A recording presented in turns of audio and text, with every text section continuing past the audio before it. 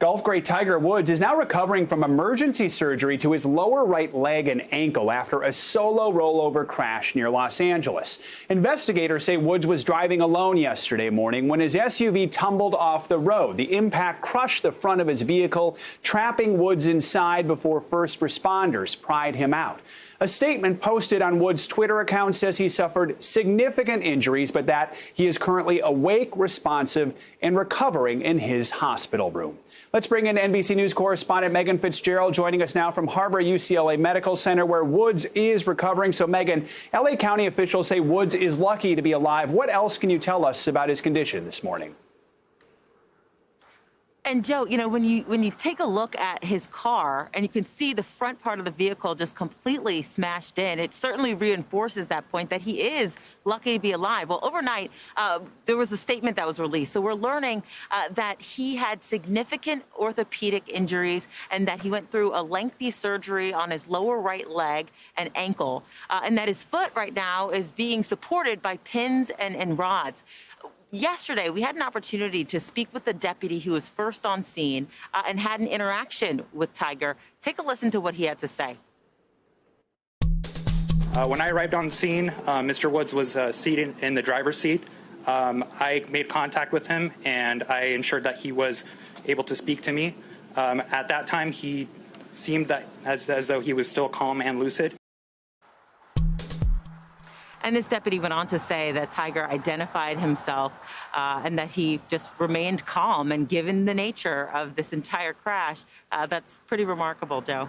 Yeah, now we should be clear, we don't know why this crash happened, but investigators are looking into the cause. What do they know so far? Right. That's right. Still an ongoing investigation, but they're looking at speed as a possible factor. And when you look at the topography of the area where he was driving, it's known for accidents. They see a lot of crashes because it's a windy road, and he was going down a hill where it's easy to pick up speed. So take a listen to what the sheriff says they've been able to rule out in terms of a cause. There was no evidence of impairment, so subsequent to that, we're not going to make any, there was no effort to draw blood, for example, at the hospital. So again, still an ongoing investigation, but they don't believe that drugs or alcohol was a factor in this. The question was raised, was he distracted? Was he on his phone? And that's something that they're going to be looking into, Joe.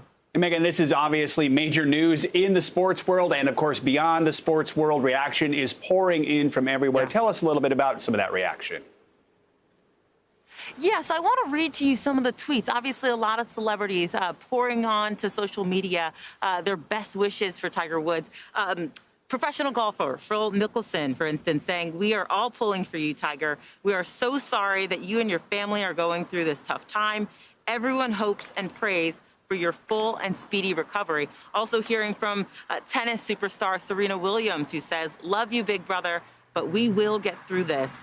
And then lastly, former President Trump, through his senior advisor, Jason Miller, says, "Get well soon, Tiger.